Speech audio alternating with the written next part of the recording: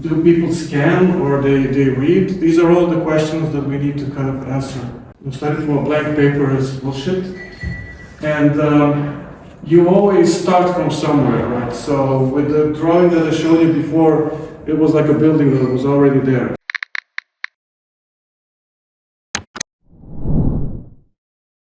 What the fuck is going on today?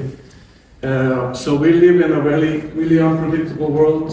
I mean, maybe it was always like that, but lots of things are happening, as you can see here. So AI, you know our political situation here in Serbia.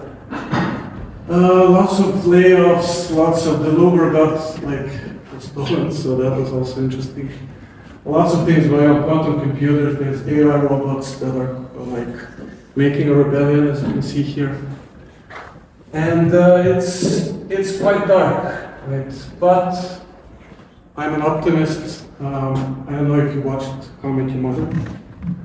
But there's this episode where they're driving in the dark, but they don't know where they're going, but they're heading there, and they will get there. Right? So zooming out, I was born in the 90s, so also like a weird time. And when I don't know what to do, I try to zoom out and see the bigger picture of what is actually going on. Right?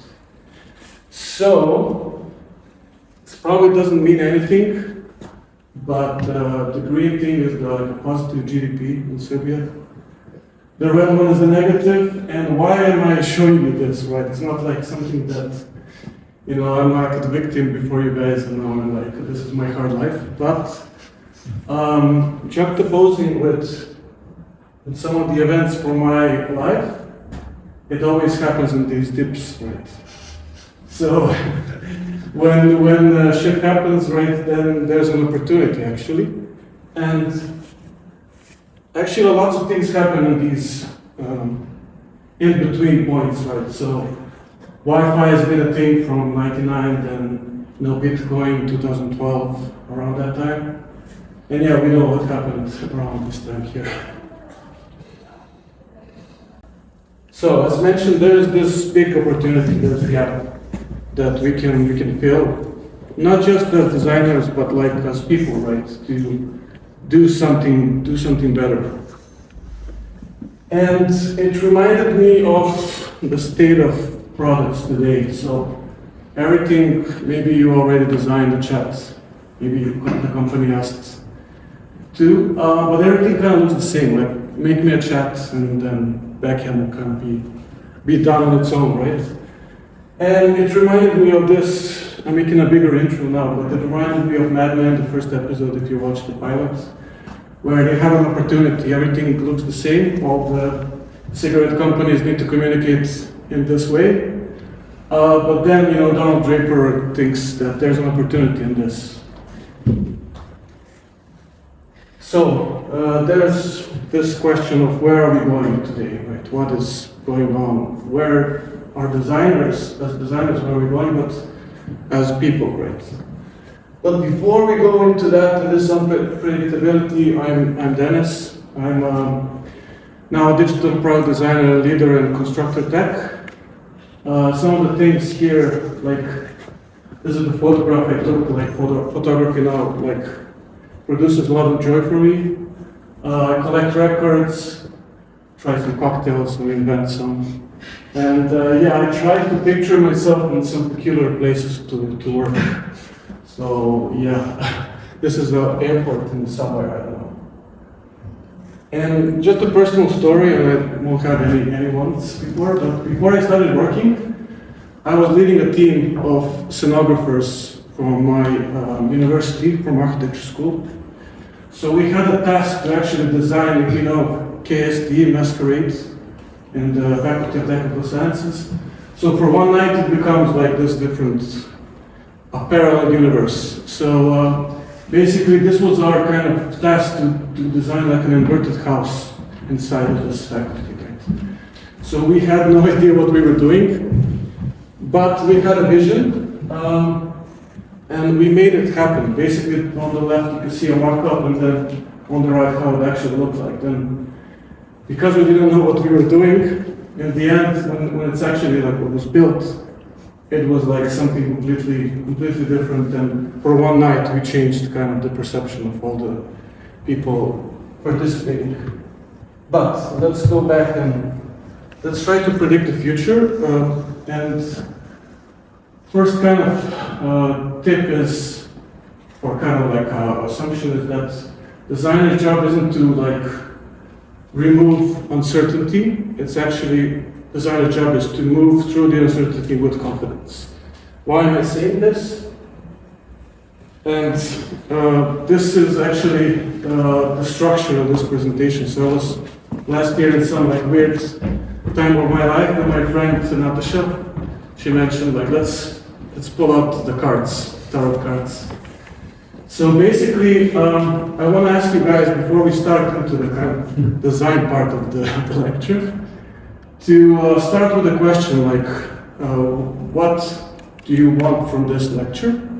Or what do you want from this talk in the sense of just a question, like what do you want to receive after this, some kind of value, right?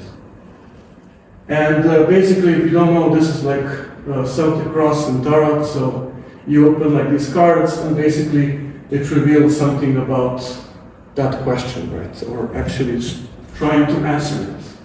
So what we're gonna do, just for fun, we're gonna have like 8 cards here that I picked randomly, and we're gonna pick one. So I don't know what's gonna be the order of this presentation. The same thing as like today is like everything is unpredictable, right? So this presentation is also gonna be unpredictable for me as well. So I'm gonna ask some of you guys to pick one, and we can just start from that card. So I don't know, maybe I'm gonna pick one, and just tell me which one is it. The Tower. The Tower, okay.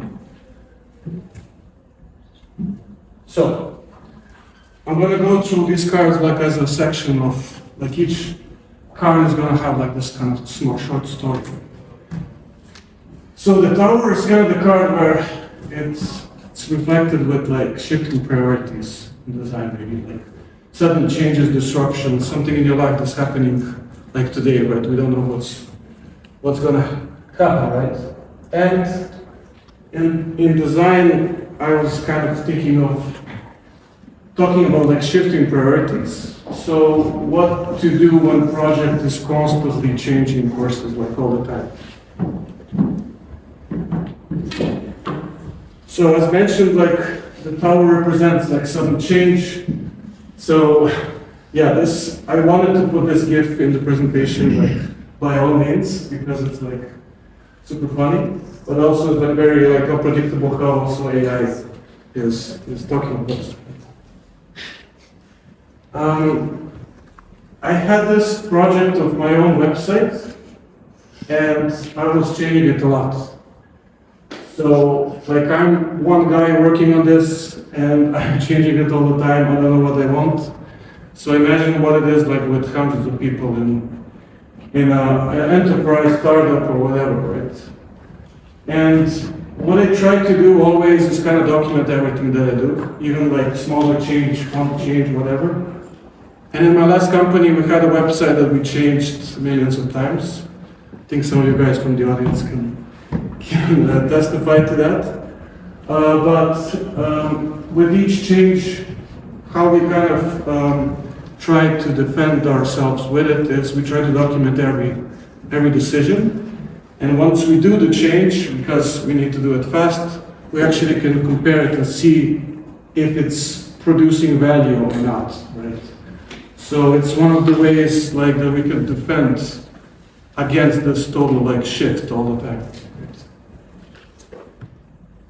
So another kind of thing, I love to use Vitali's KPIs, although I mean you won't use probably everything from this list, but it's also an inspiration kind of where to start. There's, for example, time to first success, that it's like super interesting KPI. So trying to measure what we're doing and trying to kind of also defend against this constant like changes, like now we can do this, now we can do that, right? And one interesting example was Assassin's Creed, probably you all know it. So they actually managed to, because Notre Dame like burned down, now it's renovated and all, rebuilt.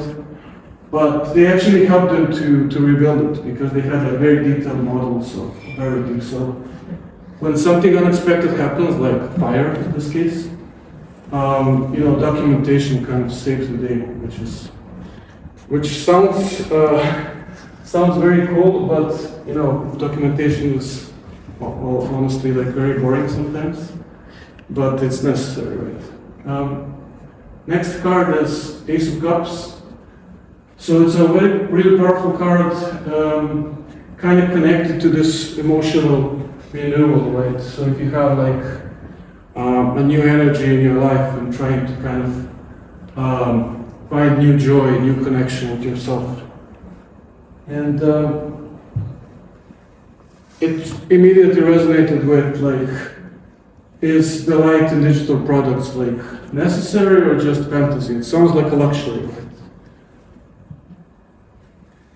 So actually there's proof to this. So according to the studies, there's 9 times more ROI if the digital product is kind of delightful, right?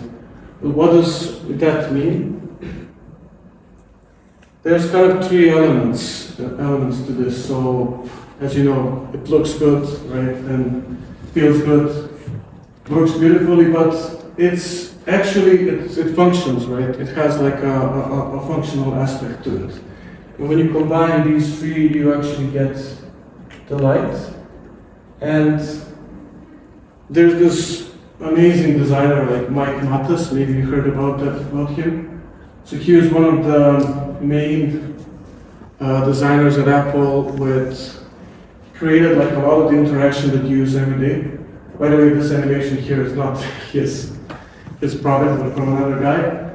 But basically, watch this TED talk from him. He shows like this future of books and tablets. So it's like super interesting, and it's based on delight. It's not just like decoration. It's basically the driving force of this product.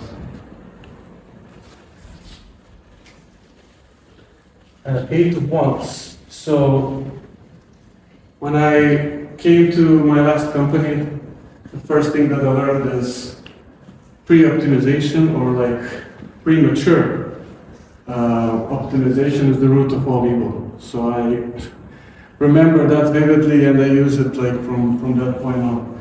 So what do we mean by this, right? So I probably made this mistake more than anyone, maybe, where I was trying to, when I got a new project, I was trying to think about all of the states, all of the kind of different ways that we could do this product, right? But not actually like do it iteratively. And this is great if you're doing personal projects, then you can go crazy and all. But if you have deadlines, if you have like other limitations, then it's not probably the best way to go about this in this way. At least maybe at the beginning, right? And I want to reflect like all of these UX myths that happens, like, is it more clicks better than less clicks, or vice versa? Do people scroll or not scroll? Like less buttons is better or not, right? Do people scan or they read? These are all the questions that we need to kind of answer at the beginning, right? And going further, I think this is a good image of like, this took me a lot of time to kind of really understand what is going on here. And I was like deliberately going away of, I want to design the car right away. It's like much more fun. I don't want to design a skateboard, right? But actually, when we design a skateboard, we actually learn iteratively to get to this point, right? We cannot get to the end of the evolution, right, at the beginning. And of course, there's these new ways of doing things with AI, vibe coding, and so on, which I thought was quite interesting. I was talking with but even before this talk about I cannot find still like a way of doing like it properly, because it's very unpredictable. And yeah, nothing is more permanent than a temporary solution. And this is my last company also. It was like in the Bible, right? Like a guidance that we needed to follow. And it happened a lot, right? We needed to figure out something yesterday, so we do a temporary solution and it stays like that for years sometimes. And probably you know this, it's interesting to see like the pre-optimization but in another like direction. There's much more. I think there's like a world champion of these guys designing the worst kind of experience, which is an interesting way to also do products. So sometimes try to do the worst experience that you can think of for a problem you have. So tens of pentacles. Pentacles is like a really powerful also symbol.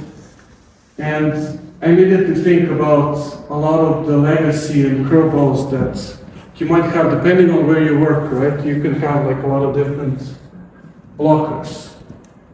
First one that comes to mind is if you have like a lot of personal identifiable data that it's really hard to test with these. So you cannot test an ID or someone using an ID, right?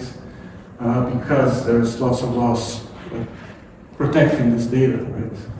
So how do you actually design with this? So we tried a lot of things, and basically we even kind of give out to user testing that we use, like in the platform, we actually send out a PDF that they need to print out and then they use that.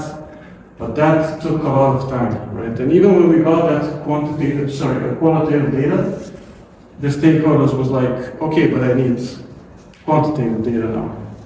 So what do we do then? How do we scale this testing with IDs, for example, right? With this PII data, right? So there's no easy answer, but like it's going very slow. Like you need a lot of patience for this.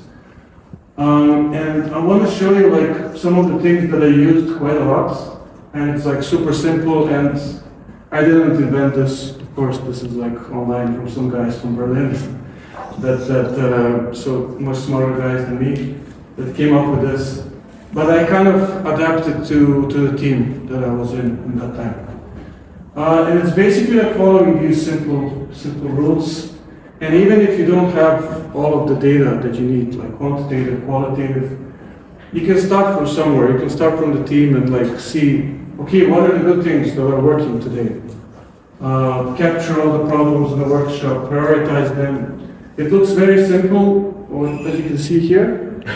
But you know, in an hour you can get like for everything, not just like for design, right? You can align on when is the best time to have meetings in the week. And then at the end, kind of to prioritize it, you have this impact effort matrix where, okay, what do we do now? Where should we make a project? What is a task? And what can we forget or park it somewhere?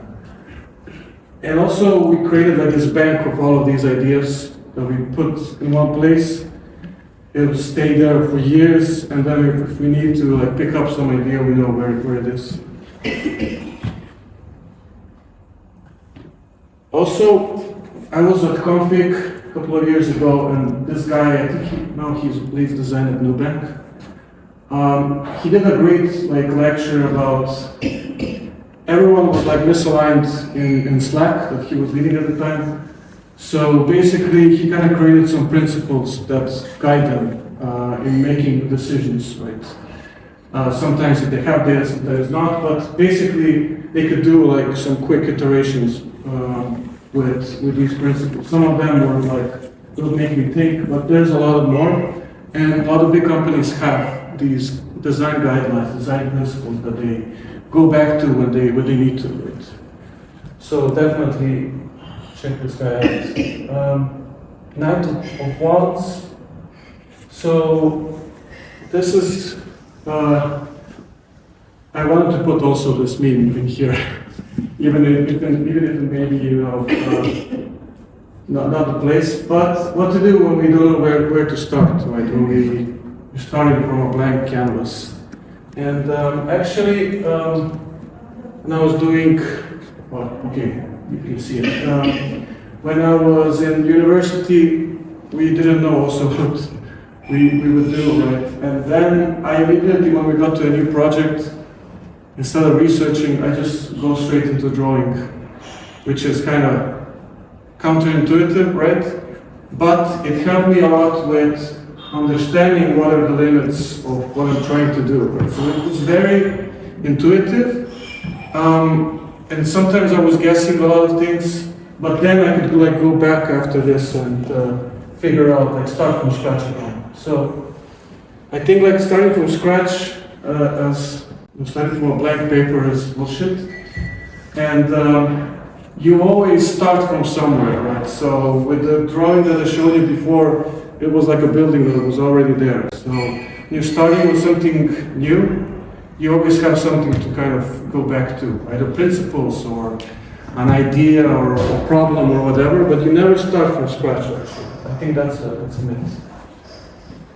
And related to the meme at the beginning, so we can be more intuitive, I think, as designers, right? We try to put a lot of KPIs and like stakeholders like tell us, you know, we need to do this, we need to do that. Sometimes we just need to follow our intuition. So it's more like educated guesswork. And this is a project from Korea, I think. I forgot exactly. It's called tear gun. And it's basically like takes your tears and puts it into a gun that you can shoot with, actually. So it's pretty interesting. I don't know what you guys think, but I don't know if you could get this project from PRD or something like that. So, also, maybe, I don't know if this is fake or not, like all of this system feedback here. But it also makes like a lot of sense, right? So sometimes you need a lot of time, or the system needs a lot of time to get back some results.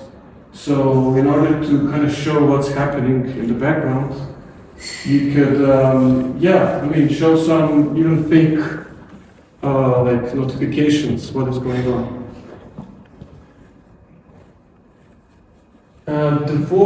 And this is about like new beginnings, right? Immediately what comes to mind is onboarding.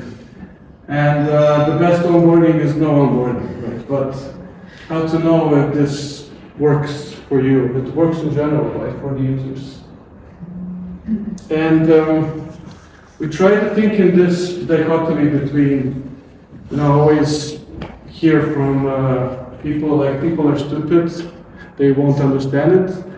Or if you're an engineer or designer, you will like be, people will understand it 100%. But actually the truth is somewhere in the middle, right? We cannot think in these dualities all the time. So it might be, both might be true, depending on where in here in the scale it happens, right? And I actually reminded myself of this screenshot of Friends where you actually think you're doing something good to save yourself, right? To save the product, to make your stakeholders happy, but you're actually doing on the contrary, right? You're doing like a bad thing that nobody understands. And what I try to do, I get inspired by these guys a lot. Probably you've heard about them, watched them. So they try to like cartoonify this onboarding experience, and they take a lot from their experience, how they use the product, which is we follow a myth, you're not your user, but sometimes you are. And putting this into this scale, trying to measure it, objectify it, is like super useful sometimes, more than others, right? And they try to link it to psychological or biological traits and so on. So I try always to kind of make this happen somehow. And there are a lot of frameworks, mostly, jobs to be done is very popular, to just watch the users, what they're doing. If you cannot get the users, get some of your friends or whoever, right? Just start from somewhere, but depending on what you're doing, right? Okay, we have the magician. So now like designing is kind of like a vibe with vibe coding, but not just that, but like in general, what to do when we're not sure what should be built. Right? And then this intuition again comes into mind, and these are some, I think, amazing examples, right? There's this, I needed some time to figure out how would this work, but it's actually genius when you think about it.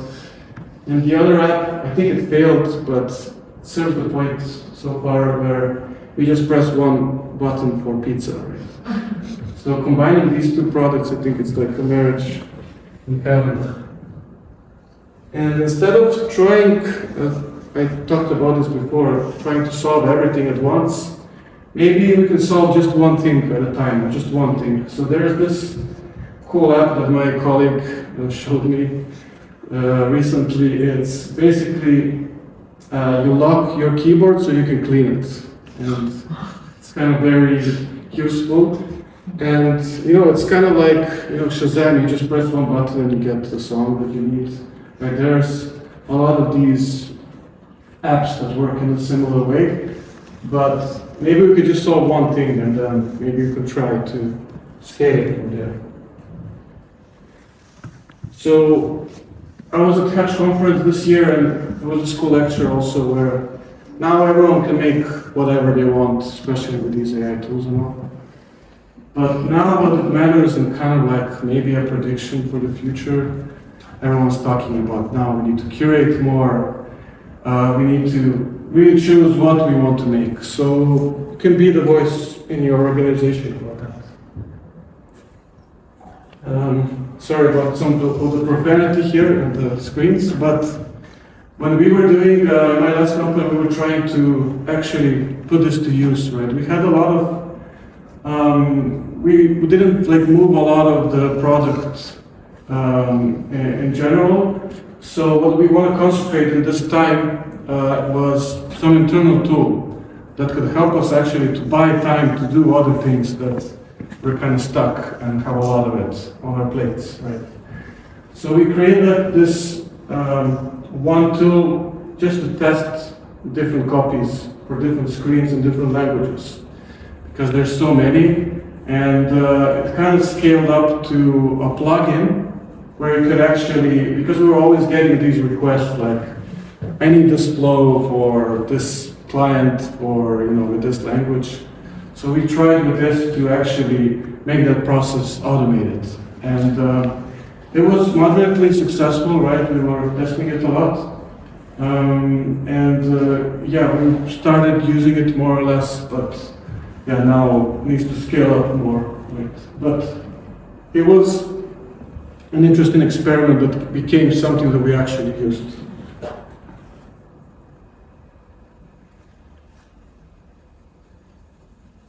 So, I think maybe this is a hot take, but there's like no process anymore. I don't think there was actually any process to begin with. At least from my experience, I always really tried to follow like a certain path. Would it be like this double diamond that it's everywhere, like in all of the books, I think Snakine also in the last talk mentioned this. But yeah, it's like, I was interviewing one guy that actually, he went with this double diamond to explain his experience and so on. That was quite impressive, but apart from that, I didn't see this used in the wild, like as it's like kind of propagated. So I was trying to like propagate it everywhere that I was working in, but now I understand, maybe I matured a bit, that it's actually about these two things maybe. So it's always strategy and craft and kind of balance between those two. So sometimes you need to write documentation, sometimes you just need to execute. Like maybe it's a very simple thing that you just need to push it through. So the only way forward is like through. And now I think it's more of a balance between these. With the new tools and everything, we have more time to kind of focus on both kind of at the same time. And some example, this was a long time ago, but I actually started with, maybe it's a pattern, I started with a high fidelity design, and then I actually moved back to, so it was like quite the contrary of everything that was written everywhere in all the design books. So then I got back and then I said, okay, like, what is now this, all of these things? So then I could rephrase and then go back to start again, actually. And of course, because this was a very complicated topic, it's like robotics, I called my friend to kind of, like, what is torque, what is like grip closed and so on, who is operating this. And so it was kind of like a design in reverse, kind of. Yeah. So we went through all of these things, right? And some of the key takeaways. I'll just go through them again. So make sure the users, can move forward and in your onboarding. So the best onboarding is like no onboarding, right? Go back to your values and talk to people who see what you can't see. So this is basically connected to the last example with the robotics. So I actually called my friend who's an expert in this. He was like in several competitions with this. So it actually gave me a new perspective that I couldn't do it without. Right? So there's no perfect process, or maybe there's no process at all. So we can just try, refine, and balance between strategy and craft. And we can focus more on the craft. I think today we have like more opportunity to make some delightful experiences where we need it, right? To shifting priorities, so we try to anchor our work to outcomes, not screens. So I get a lot of like sentences, okay, let's build this or let's build that, but like why are we building it, right? So, and document everything, like it's going to be important later. And set the story straight, have something to go back to. Right? So the light, we talked about it, it's not just decoration. So it's kind of a functional thing. So we mentioned that it's kind of 9 times more ROI with it than without it. And probably it's going to take a while until you propagate it to your stakeholders, right? It's going to be very hard to do. But it's a slow process. I think we need to have that motion, right? Chasing perfection, we talk about over-optimization or premature optimization. Like doing that too soon might kill the product, and it won't be good to anyone, right? So it's kind of like opening a business. First, you need to see if there's like an ask for that product, and then like push forward and buy like a lot of things to operate, right? What we have here, to turn chaos into curiosity. So yeah, try to kind of ask a lot of questions, of course, and move one piece at a time. So, and you can do the reverse as in some of the examples that I showed, where I actually try to do it from the high fidelity to low fidelity, or trying from the middle to the beginning and to the end. So there's no rules here. I think intuition is like not guessworking, but like it's a really powerful tool. And start anywhere basically. There's no blank canvas. And even if you're wrong, you can always go back and figure it out as you go.